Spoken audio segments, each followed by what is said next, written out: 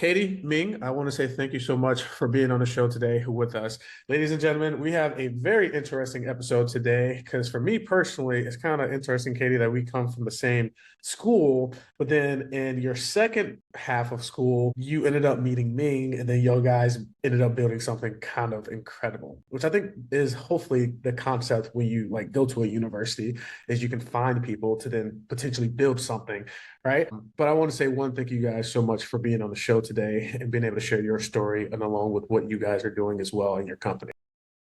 Yeah, thanks so much for having us. Of course. Good to be here. So you guys, correct me if I'm wrong, deal with a lot of the operational and finance side of things and also like supply chain, right? Now, I'm not big on the finance side. I love operations. I love supply chain. So Ming, I would love to hear you talk about that, but help our viewers understand a little bit more about what Armstrong-Lynn Optimal Solutions is and what is it about. Yeah, great question. So we essentially, like you said, we came together because we met while we were both in school getting our MBA at Bentley University.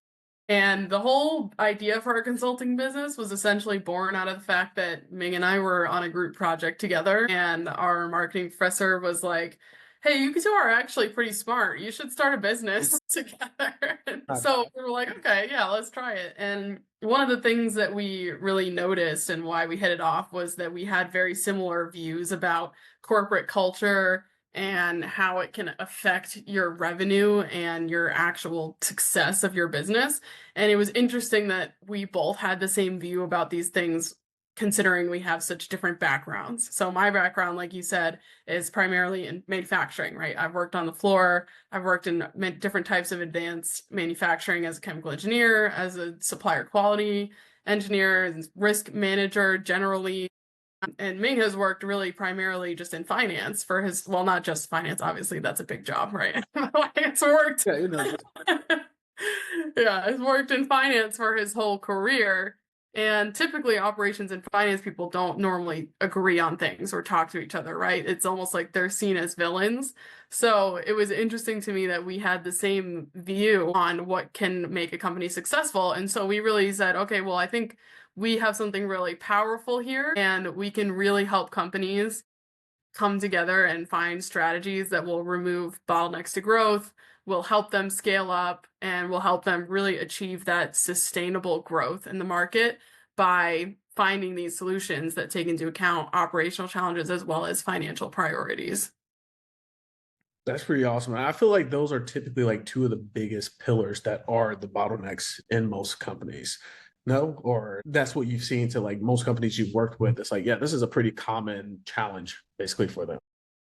It's kind of like a fight, right? I mean, it's kind of like finance is sort of the bad parent saying in the way that it's perceived. It's like, you're trying to go and buy a lollipop and your mom and dad saying, look, you only got enough money for, I don't know, a Pop-Tart. So that's your lunch and you don't get the lollipop after, right?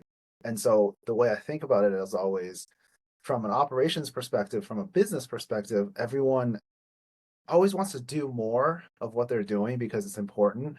And finance is always seen as the people that are saying, no, you can't, and limiting that. But honestly, it's a very typical type of headbutting. But the way I try to reframe that mentality is that there is no me versus you or us versus them. It's all a we.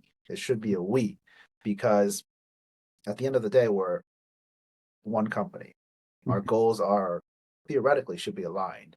So when I'm saying, look, Jay, you have a budget for X, Y, and Z, I'm not saying you can't do things. I'm saying our resources are finite. I'm saying let's figure out the best way to get the best outcome with the limited amount of resources that we have. And so that's how I would think about finance and think about that pillar of what we're talking about. And then the other pillar that Katie's very familiar with is trying to do things as much as possible without thinking too much about the money. So you got to kind of combine those two pillars and not think of it as competing, but sort of two supporting posts that need to really talk to each other. Gotcha. And it sounds like to a degree, those two opposites, even though it might be the most challenging, it sounds like you guys collaborate in a way that it becomes the most rewarding thing too, because you can cover one another's six at the same time with that collaborative effort? Or what would you say has been like the most rewarding and challenging part kind of building this company together since you guys come from two different backgrounds? Yeah, I think for me, it's given me so much more, just more of an arsenal in my toolbox for proving out operational changes. Because I think this is probably a struggle that a lot of operational people have, but it's like, you know, in your head that a change is really going to have a high return on investment, right? You're like, I know if we invest this $1,000 into this improvement, we will save, 5 hours a shift potentially. And I'm like, I know in my head that that's a lot of money, but I don't actually know how to calculate that. I don't know what that means in financial terms, saving like 5 hours a shift, right? And so for me, it's been really useful to be able to translate some of my improvements and follow-up actions into something that a financial person could understand. And that's been really helpful too for clients, because then you can say, here's like how you can actually quantify something that might be more qualitative, and then that's how you sell it to leadership, right? And then I think really at the end of the day, it's just being able to speak the same language as everyone at the company, because I think really the whole divide between finance and operations, it's just a miscommunication issue, like at its core. And so that's been the most rewarding, is like through us working together, we've been able to solve miscommunication issues and identify like the root cause of why these issues happen. I like that. It's funny because I come more from like marketing and sales, and it's like the same concept. We're constantly combating one another, but it's like you're doing necessarily the same thing. Like you got to work together in order to make it cohesive. So it sounds like that's the same thing on your guys' end as well, right? Yeah, definitely. Okay. So with that being said, this concept of business optimization is a big, broad term, or maybe some people might not have like a clear understanding specifically what it is. Can you help us define specifically what it is and like how you guys done it? I know you kind of touched on it, but I want us to get a clearer understanding before diving deeper into this. Yeah, I'll start with that. And this is sort of exactly what you said. I already touched upon it. It's, for me, the way I frame it is finite resources, right? We can have investors, we can have revenue, but nothing is infinite, even for places like Amazon. You don't have unlimited money. So you have to really think about, what can I do with what we have to get the best outcome, to mitigate risk, and to take the calculated risks that we are willing to take, right? And so, like Katie said, there is a merging of operations and finance, and both sides are trying to tell a story. And ultimately for finance is trying to frame that story in a way that is backed by numbers. And even if the numbers are half scientific, half a guess, it's art and a science, at least there's a line in the sand that we can draw. We can say, this is the line we're trying to peg ourselves against, and let's go achieve it. If we don't, let's figure out why. If we did, let's see if we can achieve more, right? And so from that mindset, I think is the best way to think about, how do we optimize. We have to really put ourselves, to have a target that's just set in stone, but also based on some sort of analytics that are matching the efforts of the operations team and translate it to a story on the finance end. And Katie, I know there's a lot of stories and things you've taught me about this from an operations perspective, but what I've gathered from you is, I just need to tell my story better when I learn from you. Yeah, I think it's been interesting too, because I think, yeah, through working together as well, I think the classic example that I always use is inventory, right? This is like a hot topic that will make any operations person's blood boil, right? Because we're always being told by the finance team, reduce inventory. And I think gaining a better understanding of that is helpful, because when you have both perspectives, you can say, okay, I understand that the priority is we have to get inventory as low as possible. But oftentimes what happens and what gets companies into trouble is that their leadership will make a decision solely based on consulting their financial advisors. And they'll make a decision about an overarching strategy that will ultimately hurt the operations in the longer term. And obviously the finance team doesn't want that, right? Like they don't want to be losing revenue in other places, like additional scrap of produced materials. Like nobody really wants that. And so what you can do to kind of optimize a little bit better is actually involve your operations people in the decision making. So you have your finance people tell you, hey, this is an area that we need to reduce costs, or we need to reduce something, or reduce investment, for example. And then you go to your operations people and say, okay, here's the overall goal. And what's the best way to get to that goal based on what you know about inventory? Because operations people know all sorts of things about inventory, right? We're like, we know this one's going to expire and we know this one is bad quality. So the next 3 lots we get are probably going to be garbage and we're going to have to send them back. And then that's going to make our product late. And late shipments to customers is going to damage our relationship with them. Nobody wants that. So really engaging your operations people in these financial goals is actually really critical for optimization. Yeah, it's interesting because I worked in freight logistics. I was a broker, again, back to the sales side. So yeah, operations, then looking at the budget of like, okay, how much can I allocate for a truck, for a driver, and then like making sure a product comes in line. It's interesting hearing like being in the middle between you guys in a way. From what I'm hearing, it sounds like potentially the inefficiencies in most businesses is either the streamline of communication or the accessibility to this information across the board, so everybody can be on like a cohesive, or everybody can be on the same basically timeline. Is that what you find to be most inefficient in these kind of companies, or what are the most of the inefficiencies that you see? So, yeah, I would say one of the things that Katie and I have noticed is the target setting, like I mentioned. So KPIs, right? So Those metrics. Yeah, the metrics, key metrics. Katie, you can go a little bit deeper, but for me, I look at what we planned and what we actually did. So I like to boil it down to what you told me you're going to do and what you actually did. And then I come to you and say, Jay, tell me the story. Why is it like this? Why did you tell me you're going to do $100 of whatever and you only spent 80? Or why did you spend 150 when you were only supposed to spend 100, right? Things like that. This is why finance people are seen as the bad guys, because we ask questions like that, but we're not asking questions because we want to grill you and make you feel uncomfortable. We want to understand what's happening and the business drivers. And so this kind of leads to the business hedging themselves, and we say sandbagging, right? That they set KPIs that are easily achievable, right? And then not really thinking about, okay, I'm not going to be dinged.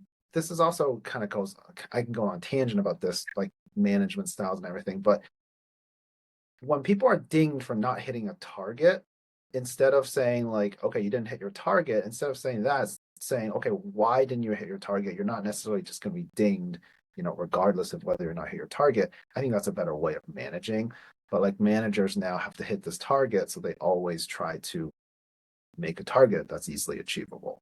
And then that doesn't necessarily drive any real insight or push the business forward. So I know, Katie, you have a lot of experience with this too. Yeah, no, what you said is pretty much bang on, right? Like I've worked a lot with people at the management level, right? Like quality managers, operations managers. And it's true, like you always create a KPI that you feel that you can achieve. And that is something that it's always helpful to have KPIs and it's good to show your progress where it's happening, but it's not going to get you to the root cause of your issues, because what you really want to look at is the KPIs that you're not sure if you're going to achieve, because that's going to tell you, okay, is what you're doing working or not?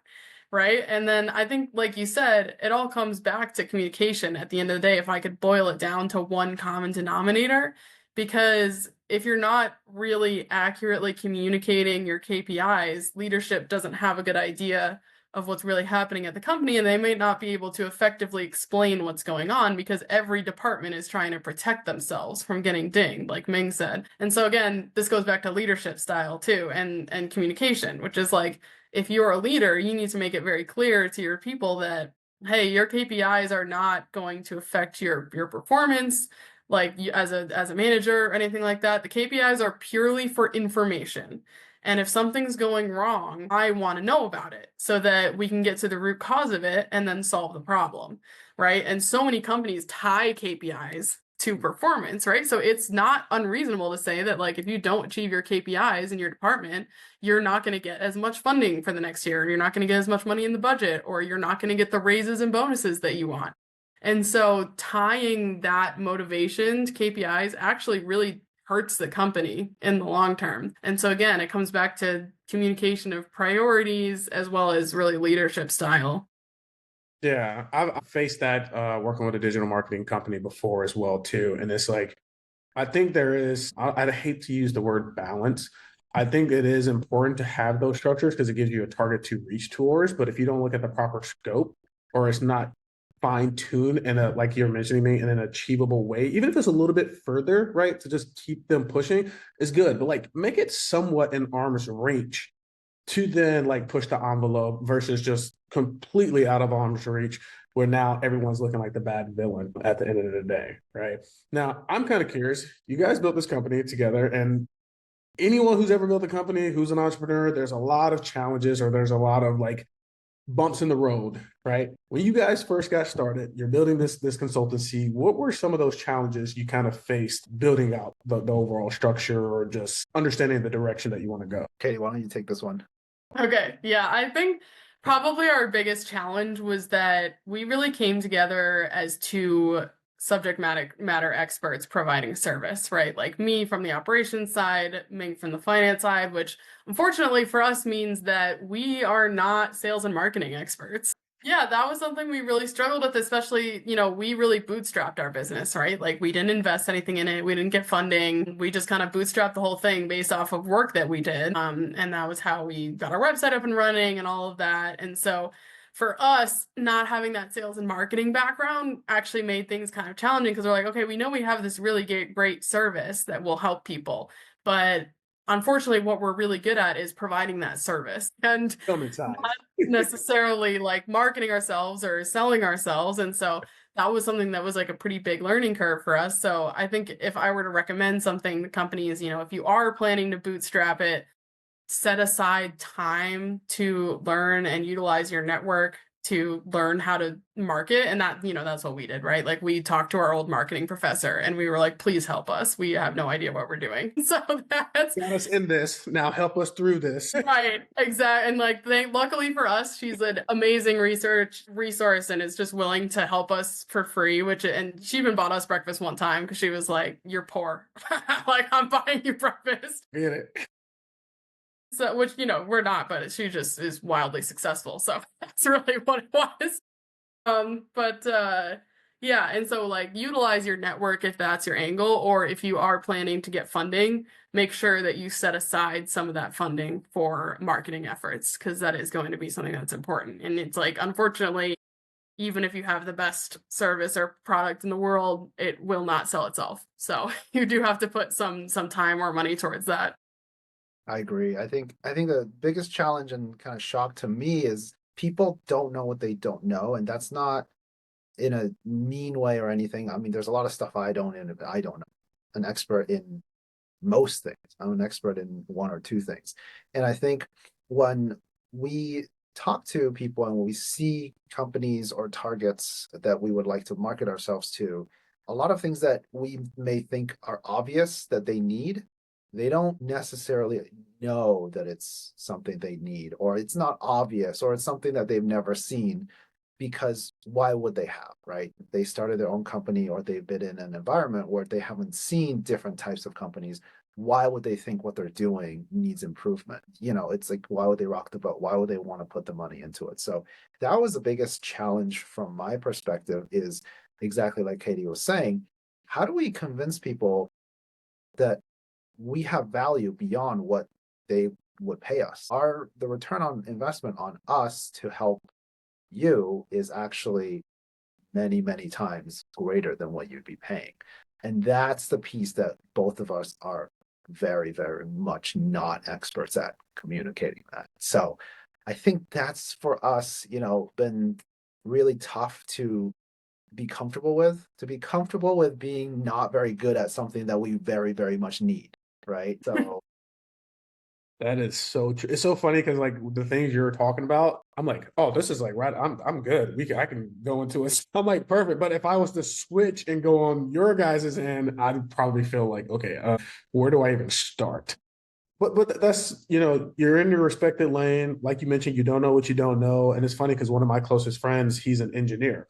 So he like does the fulfillment side too. And like we'll have conversations all the time and he'll complain about like the BD, like reaching out to people, selling them something. And we're like, hey, we don't know if this works. It's like, don't worry, we won the contract. We'll figure it out. We got the money. Just figure out how to make it happen. Right. It's like we can go back to them and say, like, hey, we need an extra this, or maybe we quoted you too much. That's fine, but we want it. You don't have to worry. But that I feel like a lot of people who are just getting started, that is a common issue, right? Because you don't know to a degree on the pricing structure, like what is manageable for you to actually get it done, and then like what's the demand for the actual market, right? So it is having those questions, being curious, just seeing where I tell people sometimes it's just seeing what would they potentially like pay for, and then go from there, and then like you start to navigate that, right?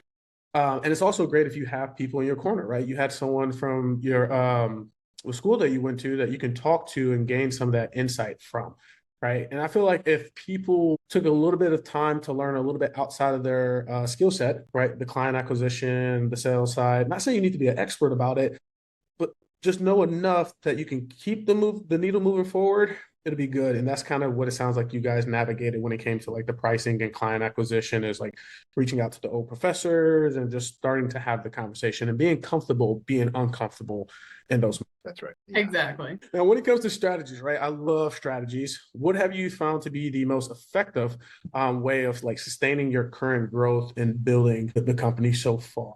And you guys, if I'm correct, you work with a lot of like bootstrap startups, small to mid-sized companies, or okay. Yeah, so far we've worked with mostly smaller companies. We do have one client that's like part of a larger corporation, but the site that we work with kind of operates as its own smaller company. And, we have worked with startup as well. So it's mostly been, honestly, for us, like we said, kind of the hardest thing is for us to get our foot in the door. We're still working on that aspect of it, of selling ourselves and demonstrating. But thankfully, once we do get in there and do a project, we're almost always rehired. And so that's how we've been able to kind of grow, is that, okay, thankfully, like once we can really demonstrate what we do and go in and show it, people do see the value in it. So I think, from this perspective, obviously we're still working out the best way to gain new clients, the best way to market ourselves, right? But I think like advice I would give, I guess, for someone that's trying to grow is put your best foot forward, do your best work for these clients that you get, and really try to knock it out of the park. Like, even if it means we've done some situations where we've worked a few extra hours for free just because we were like, we really want to do this right. And that mentality leads to them rehiring you, because ultimately what you want to show them is that it's always going to be more worth it for them to just pay you to do your service than it would be for them to try to do it themselves. And so if you can show someone like that, you're almost always going to get rehired. No, and that's the common thing, is like under promise, over deliver. But if you put it, like I'm even having a conversation with two different prospects right now, and I'm showing them all the systems. I don't necessarily need to do this, but I'm doing it in a way to where their conception, like, I don't want to do all that. Like, just how much would it pay for you to just do this? And it is important, because if not, if someone thinks they can just do it themselves, not to say that they can't, then why are you there? So having that ability to articulate specifically who you are, what you do, the unique value areas it is important, because you have your own methodologies and your strategies of how you go about things from your own experiences, which is definitely unique, especially since you guys, again, have two opposite sides. You have much more value for people. Now, I love this space, coaching and consulting. I feel like everybody and their mother should have some form of coaching and consulting to their business, but some people may think it's a little bit oversaturated, right? I'm kind of curious for you guys, right? You're in this space as well. Do you feel that the consulting space is kind of saturated, or you feel like, hey, there's still a lot of room and growth for people to jump into this? From my perspective, I think it kind of ties back to the what you don't know, like what you just don't know some of these companies. Because I think there is a segment of entrepreneurs, smaller companies, and fast growth companies that are being underserved in certain expertises. And I think one of the things that I've seen, and we've seen honestly, is that fast growing small companies recognize the need for operations improvement, for operations experts, and things that they really need to shore up their core enterprise type of value driving things, right? Like, how do you manufacture better? How do you research better? How do you do their core business intellectual meat stuff? Meat, it's a bad word, but just the most important thing, how do they do that better? One of the things that I think is still extremely underserved and under-recognized is how to organize all of that in a way that is responsible. There are a lot of smaller companies and startups have great ideas, but they go bankrupt and run out of money because they have this mindset of just growth over anything, any other priority. And I think for me, my opinion is that you can grow really fast, but you can also grow fast responsibly and to like temper your risk. And that's one piece that I think is under recognized and undersaturated, honestly, because most finance people are either investment bankers, venture capitalists, private equity, or corporate. So then all the early, smaller stage people and companies leverage the VCs, the private equity, the investment bankers for their financial needs, right? They don't really have their internal financial analytics. They have a controller or accountants, but they don't have the actual storytellers that are like finance people. And then what I've also seen is that when companies get to a size where they all of a sudden realize they need financial analytics, they then have to spend an inordinate amount of money to clean everything up.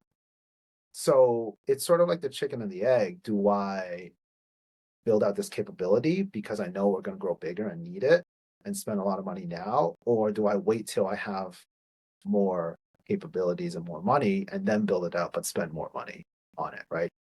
So I think it's a mix. I think it's overserved in the big companies.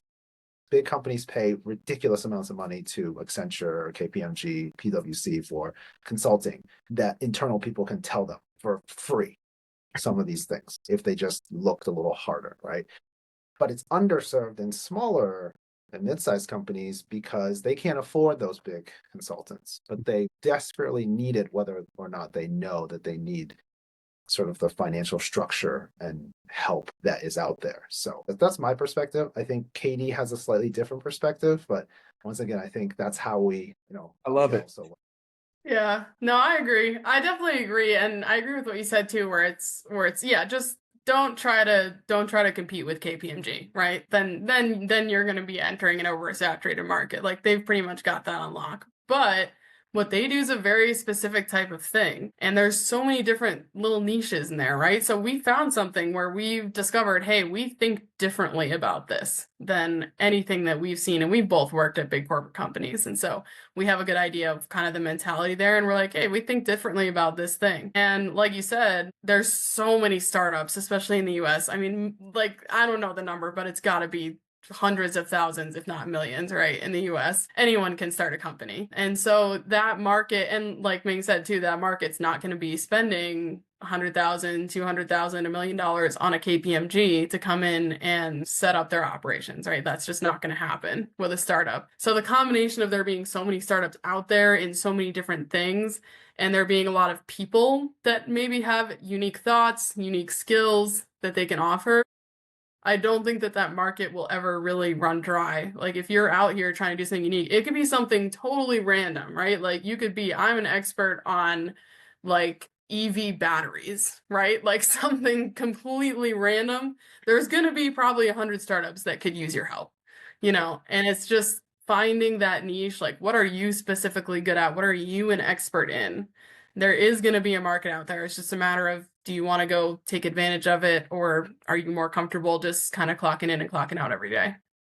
Yeah. And I think because we talk about a lot about like collaboration, it's like sometimes you don't have to start your own thing. Sometimes you can find the partners that align to then create this one thing.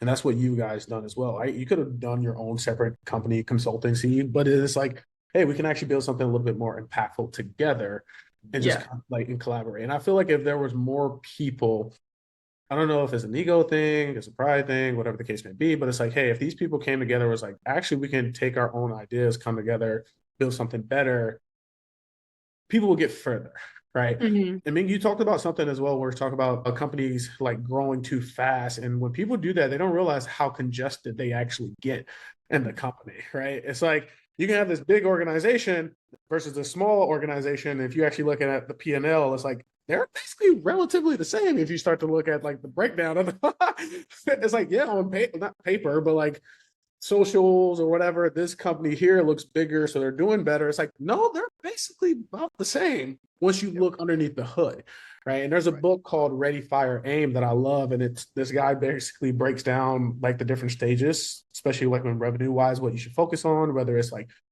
just actually getting in revenue, getting the teams, getting the systems. If you haven't read it, highly recommend reading that book. But a lot of the concepts you're talking about is in that book. And it's so true. So I guess for people who maybe are listening and they're like, actually, we might need someone to look at those finances. What are some of those key metrics, like 2 or 3 things that you've seen to be the most not impactful, but people should definitely keep an eye on within the business on the finance side and operational side as well? Yeah, definitely. On the finance side, I think obviously the main key metric is revenue, right? That's always the driving force. And if your company doesn't have revenue yet, that's then the next metric you need to look at is cash. How much cash do you have and how much runway do you have in order to operate? Because I think those two metrics are probably two of the most important ones that quick, fast-paced companies look at because A, cash is limited. So if you don't have a good source of cash, you need to understand how much you're spending, what you're spending it on, and how long do you have to operate. Let's say everything shuts down and you don't get any more cash. How long can you actually operate? If you have that, once again, if you have that line in the sand, then you can frame everything else that you're doing around that.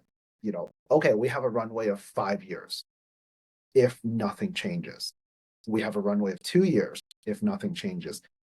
It gives you a sense of what you really need to prioritize and how to prioritize it. And then you trade off and you can say, okay, this actually gives us another 6 months, or oh, this takes away another 2 months, right, of operating longevity. So that's really important. Once your company does have revenue, the next piece that you really need to look at is revenue growth, because revenue growth is really something you can't control.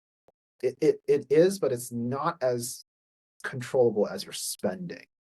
Once you're able to get your hand wrapped around how you're able to grow that revenue and how you sort of aim your revenue in the direction that you really want to go, which is obviously up, then you have to think about, okay, what's our growth rate for revenue looking like versus our growth rate for what we're spending to support that revenue. And ideally, your revenue should always grow faster than how much you're spending. And in the beginning, you really need to have, probably 2 to 3x growth in revenue percentage versus your spending percentage, because you want that gap between how much you're making and how much you're spending to widen. And that's the picture you want to draw. And so, for me, in order to get that type of clarity and analytics, a lot of financial work needs to be done beyond just accounting, beyond just getting the numbers in place. It's really understanding what's going into the different places, what's really driving some of the activity that you're doing, and then ultimately getting down to the final report, the final view of how you're performing, how you're tracking, and then looking forward, not just backwards, but forward into the future. And I think that's how I would say companies, especially fast growth companies, need to start thinking about their performance and how they're growing. Yeah. Yeah, just to add on one quick thing to that too, the forward looking is so key. And like Ming said, a lot of startups don't have any financial people looking forward. They just have controllers and accountants to keep things under control. But it's so critical because that's how you're going to capture future volumes. And if you can't capture future volumes fast enough, you will lose business opportunities.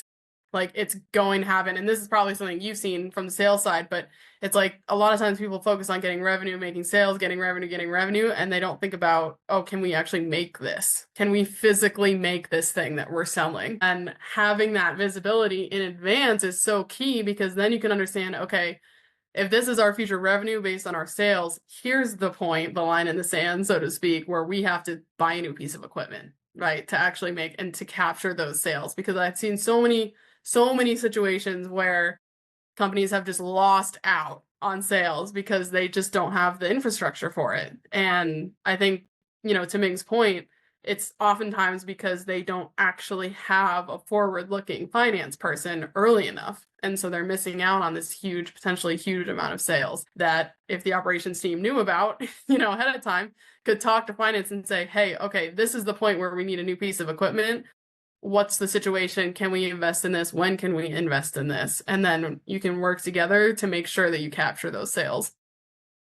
Yeah, no, listen, you're making me have PTSD right now of certain moments where it was like that, where it's like, okay, this is a high ticket offer, selling like hotcakes, perfect. Go to the fulfillment side, we can't fulfill everything. I was like, well, we need to just stop selling this. Yeah. How do we get this running properly? It is a common mistake, but I think a part of it is like you're looking at the information, you're looking at the data, and of course you got like quantitative versus quantitative data and trying to figure out which one not necessarily is more important, but like how do you balance those two because you do need both. Have you guys found it hard for these businesses or for yourselves, like understanding their key quantitative data versus their qualitative data and how to properly make sure that they grow, or how do you combat that? Yeah, Katie, I'll let you add on our specific experiences, but I'll just tell a story of how I think about this. So COVID was really big hit to everything. It changed the world. It changed supply chains. It changed people's lifestyles. It changed everything. And so one of the things that I've been following was Peloton. Very interesting story from a finance perspective. COVID hit, everyone's stuck indoors, bored, need to get in shape. Let's buy Peloton. So people are willing to spend $3,000-$4,000 because they're not driving to work, they're not buying the lunches. All of the money they're saving from commuting has now been poured into this investment, this bike, this whatever. So Peloton said, wow, look at our sales, look at what we're doing, look at this crazy growth that we have. Let's put a lot of investment into manufacturing capabilities in order to, be able to fulfill the demand that we think is coming. The issue is that is based on a quantitative analysis of how they can keep growing their revenue and how they can keep growing their business. The qualitative side is that, well, what happens when people return to the office and don't keep buying this stuff because now they can go to the gym at the office. Nobody's worried about COVID anymore. I don't need this $3,000 bike in my living room because now I'd rather have this space, right? And so what happened was their company almost went bankrupt. Like, I don't need to get into the details of it, but that's exactly to your point. It's not just qualitative or quantitative, it's both. Sort of putting a line in the sand and starting from there is a great place to start. But then you really have to really think about, okay, what are the market research people telling us? What are the policy people telling us? What are the sort of economists telling us? And so this is why the overhead departments at companies that are big have so many people, because you're always trying to look forward. And if you don't look forward and anticipate these changes, one, you miss out the opportunities that Katie were talking about, or two, you overinvest, you overcommit yourself. And now you're kind of stuck with these under capacity manufacturing plants that you spend millions or billions of dollars on. So I think that's one of the things that I always think about. And even though our clients may be at a very much, much smaller scale, I think that concept of over investing or under investing and quantitative versus qualitative forward looking is always going to be there. And Katie, I know you have some very interesting examples of this with our clients. Yes, yeah, definitely. I think from my perspective, qualitative versus quantitative it really comes in a lot actually with manufacturing because there's so much to be considered, and in particular with relation to quality. So this is kind of where I see the most sort of qualitative data that's not captured as well. Cost of poor quality is something that a lot of people struggle with, and it's kind of known in the industry that everyone's like, yeah, this exists and it's costly, but no one's really figured out how to put a number on it. And I think the best that people can come up with is tracking your returns and the cost of your returns, which is obviously it's good to track that, right? That gives you a data point. But there's so much that goes into it that can't be captured in that way. There's damage to your relationship with your customer, right? Like if your customer receives something that's not good quality, they're going to question whether they can go to you in the future. And this is especially true with advanced manufacturing, right? People really are like, are you capable of making this? And then there's also all of the work that goes into it and all of the cost that goes into it at your site, right? So particularly with something like semiconductor or automotive, there's a lot of really costly testing that might have to go on to find the root cause of a quality issue. And that is oftentimes not captured. And it can also lead to throwing out a whole bunch of raw materials, which again, in those advanced manufacturing situations, you could be talking about hundreds of thousands of dollars just being tossed. And that's often not accounted for. And then the finance people will get mad and say, why is all of this being thrown out? And you kind of have to have a way to tell them, like, well, if we used this it would actually cost us 10 times the amount of throwing it out because our customer would just return it and we've already put all this extra effort into making it, right? And so I think that's something that people, really struggle with. And then if you want to even take it a step further, you talk about turnover because people don't want to work at a company that makes bad product. Like people just don't want to do it. It's not fun.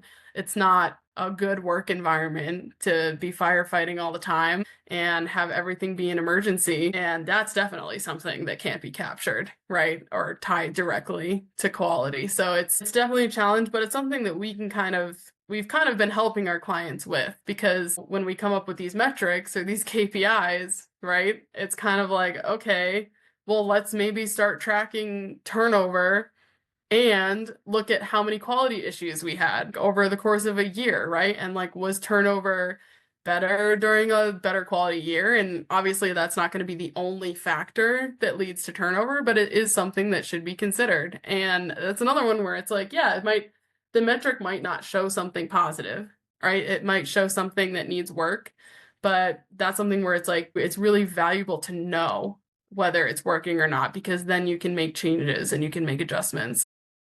Yeah, you guys offer so many different services, which is great. And we touched on a couple different things. And you talked about a couple different times where you like had to have these conversations with your clients. Can you tell me a success story of like helping to fix these operations, whether it's specifically on the finance side or like the operation side, and how do those conversations happen as well? I think, Ming, do you have an example? I feel like I can think of one for you, but I think my examples are me again not selling ourselves in the financial side very well because I see the issues and I see how we can take it to the next level. And I think the clients are just not ready and not interested in the next level of financial analytics because they don't see the value in it. Running a business though that you Yes, but there's nuance between telling us a very strategic story from the numbers versus just spitting out what the numbers are. And this is once again forward looking versus backwards looking. If organizations that have traditionally only looked backwards and not forwards may not be ready until some sort of inflection point that makes them look forward. And so it's really hard for us to be the inflection point from that finance perspective coming in and say, you need to look forward, right? And so this goes back to the whole, we really need to be able to sell ourselves better. And to my point that Katie is actually a lot better at that than I am. And so, my perspective is like, okay, how do I sell myself better so people start looking forward and then actually educate and actually collaborate with them to help them run their business more efficiently. But yeah, Katie has a lot better examples of, helping the client. Well, I think you definitely have helped clients. I think with what you've done, it's just more, you have changed their frame of view, but you might not even realize it because they just, they might not say specifically like, oh, this was a result of you changing our perspective, but in reality, they are looking at things much differently now. And it just kind of happened during us working. But I can definitely think of, one success story in particular. I think with one client, I went in and for a week and it was really, their quality systems were just not working for them. It's very stressful work environment for everybody. The customers were complaining. And I kind of just went in for a week and let everybody air their grievances. Like at its core, I know obviously I prepared, right? I had questions I had to ask. Like I have technical knowledge about this stuff. It's not just that, but at its core, like it was basically, I set up this meeting. I'm like, tell me what's going wrong. I'm not even going to say anything. Obviously, I have thoughts about like what I could do to fix it, but I'm like, that's not what this is about. This is not about me coming in being like, you need to do this. This is about creating a safe space where you can like really tell me what's happening and like feel free to swear if you need to. Like just let it out, right? And so, and in doing that, that actually really energized their workforce. And then I got a lot of really valuable information because I think so this is actually kind of a piece of advice that I gave the leadership, but some people really need to understand the value of shutting up because sometimes when you take a moment to shut your own mouth, you can learn something that you didn't know. And like, I get it because I also love to yap. So like, I know that this is hard and it's a skill that you need to learn, but it actually was so valuable for me to just sit there and, basically be quiet or ask follow-up questions about what people were complaining about to like, tell me more about that. And I was able to come up with this whole action plan for the company to go in and make improvements that were actually going to be impactful and directly affect the people that are working on them day to day. And in doing that, it like really has caused, and we're still working with them, it really has caused quite a turnaround in the company. Just from a morale standpoint, I think as well, is that someone was willing to go in and really listen and then come up with solutions that were directly related to what they had complained about, I think. And it can be something that starts small, but a lot of small acts can really start to add up into momentum. And then that's when you can start making those much bigger, systemic changes. I'm happy you shared that. 100%. You're talking about, again, kind of like the quantitative, qualitative data. Like, you might not realize the mindset shift is probably the biggest thing you probably could have done for them that then impact the rest of the like quantitative stuff. Yeah. From being a coach in the fitness space to like sales training, sometimes that is all you have to do in order for everything else to move forward. So if you've done that for them to now have like rewire their thinking, you've probably done a lot more than you even know. So give yourself more credit. Because sometimes that is the biggest part. Now I know we're coming upon time. So I want to speed through some other questions that I have as well. AI is a big thing. You guys are big into data, right? So understanding this evolution and technology, I'm sure you guys use a lot of different technology or dashboards and stuff like that. How have you seen technology change in like your business and the people you're working with as well? And do you see AI being a hindrance or like a bonus for people to, become better in their work? Or what is your thoughts on that? My thoughts, complicated. I think AI right now for me is I feel like AI will take my job very soon in the next 20 or so years, 15 to 20 years, because at the core of what finance does and even accounting, a lot of it is just rule following. A lot of it is just structural organization logic. It's a lot of logic. And so from a finance and accounting perspective, once you set up the rules and you run everything through the rules, you will only need a skeleton crew of people to clean up the mess that other people have made. Because a lot of what we do is cleanup and then data analytics. If we remove the entire data analytics piece and just keep the cleanup that is absolutely necessary for good data, then honestly, half of finance can be completely removed, which is the threat of AI to, this side of the business. But that's actually a good thing because then it allows more efficiency. It allows for better work streams. Less work means people can focus more on doing more impactful work, in my opinion. So one of the things that we have seen from AI is that it helps with the skills that we lack, right? And so maybe it can't do my financial analytics and all that stuff right now very efficiently, but I've gone on ChatGPT and asked, what's the best formula in Excel to do X, Y, and Z? It gave me something pretty good, but then I had to tweak it. So eventually it'll get there where it's really great. But the pieces that I think has been really helpful is we try to use it to kind of like help us do the marketing side a little bit that we're not so great at, right? Just to help push us a little bit.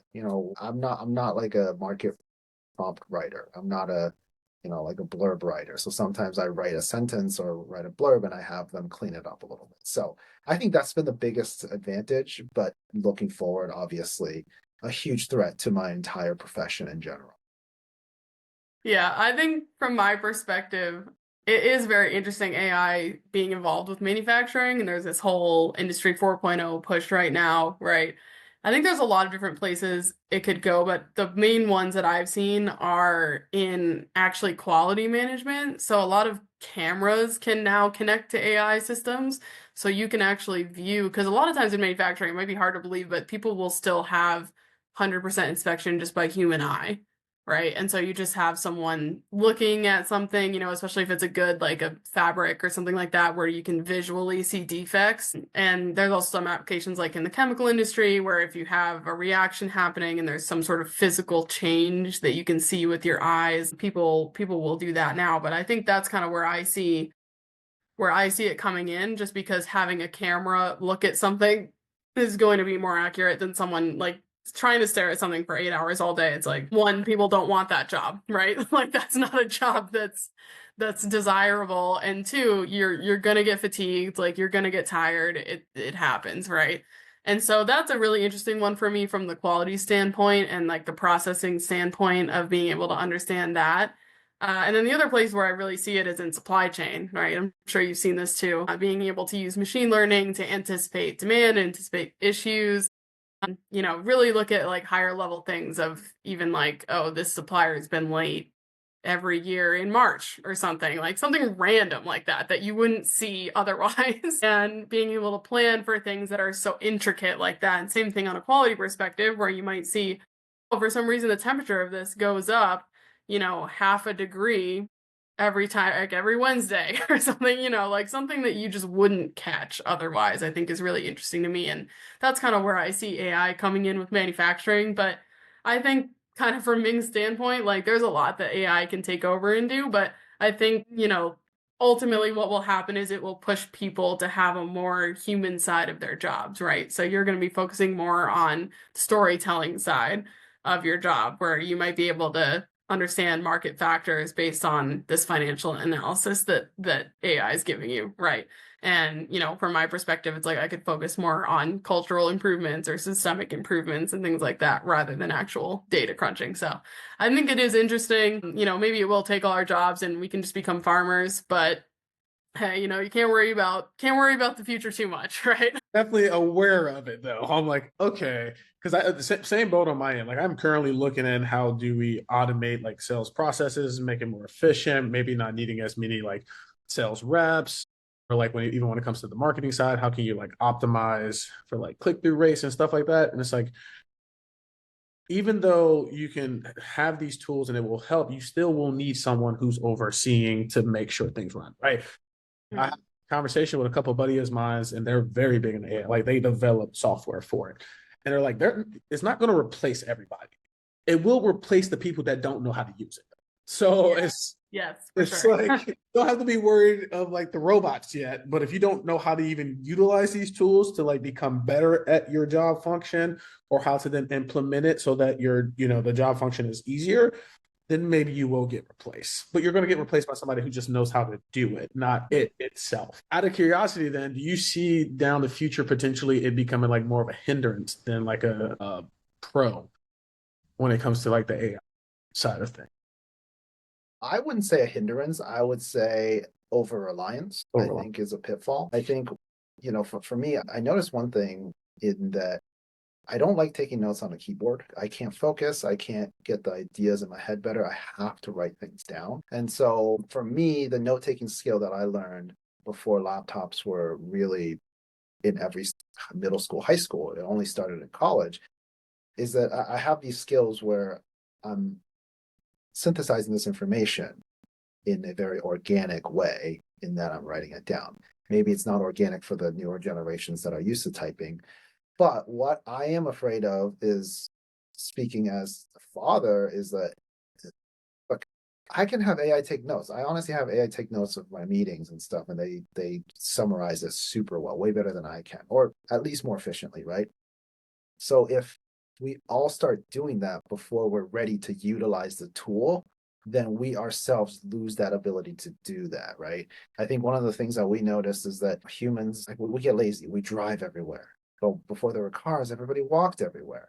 So we have this push now for everyone to exercise and stay healthy, but it's become this thing where we have to actually think about doing something where we used to just naturally do it. My fear is that once we over rely on AI, we then, as people, we lose the ability to do a lot of the basic things that we should just intrinsically learn from a young age to be able to do. So I wouldn't say it's a pitfall or like a hindrance. It's more of a over-reliance and then becoming sort of stuck on using AI without the ability to do it yourself. So that's what I think is the biggest risk to, honestly, from a social perspective, the biggest risk to society, honestly.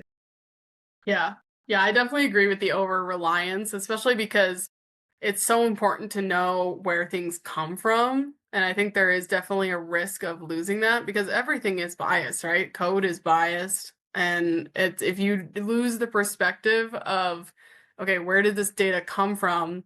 You're kind of losing the ability to really analyze it effectively because then you're asking less questions, right? If you just take what AI is saying as, okay, this is right, and you're not challenging it, you're not saying, okay, well, but where did it get that number from? Like, what formula did it use? And like, is that the best formula that it could use to get that data, right? If you lose the ability to actually understand the process itself, you'll lose the ability to be critical of the results. And then I think that could really hurt people because then you're just not getting the full story. And, it could cause a lot of blind thoughts, I think, for sure. Introduces another layer of risk that we didn't necessarily. Fair enough. I look at it to where it's like back in the day, people understood parts of a car and how to change certain aspects of the car. And now they don't. You just go to a shop and it's like the same function where it's like people are going to forget certain critical things. I'm not saying it's bad or good, but they know where to then get it fixed.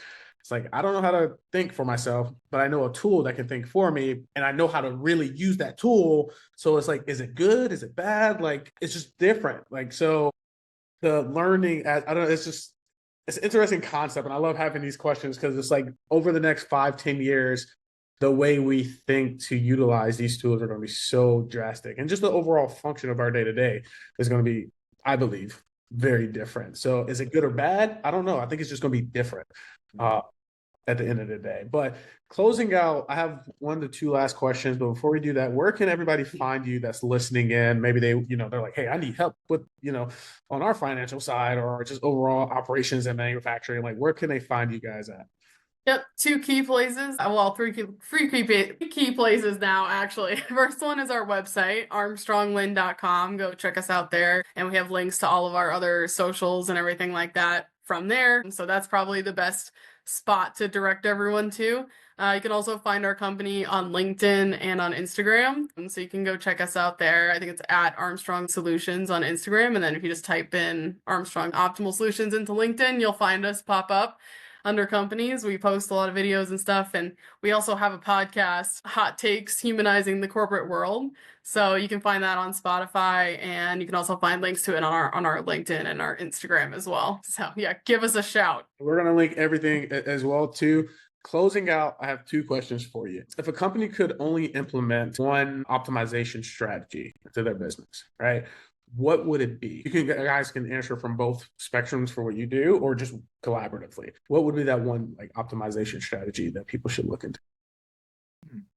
Katie, do you want to start? I got to think about it for a second. Think about it. I think for me, I would say implement a strong communication system. So I'm talking about beyond email. I'm not talking about having like a town hall or whatever, or like sending out a survey.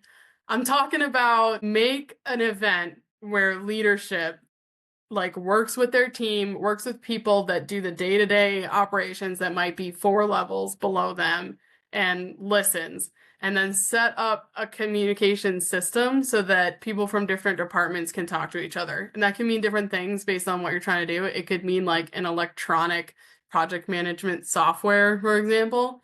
But at its core, it's like set up a system of communication so that you can access the ideas of all of your employees on the ground floor. That's probably like the number one thing I would say. One of the companies I did a consulting for, they had that every month, like where the CEO would be like, we'll be all in a big Zoom and he just would listen to like every department just to kind of figure out what's actually going on. And it was great. Like the people all the way down to the bottom, quote unquote, level or like entry level, they felt like their voice was getting heard, which changed like the production side. But it was just interesting to have like all of them come together and see like, even if you're not related to it, you're not working on nothing that's close to it, just having an awareness of what's happening in the organization. There's something nice about that. So thank you for Yeah. sharing. Yeah, so I think my perspective is similar. A lot of it comes down to communication.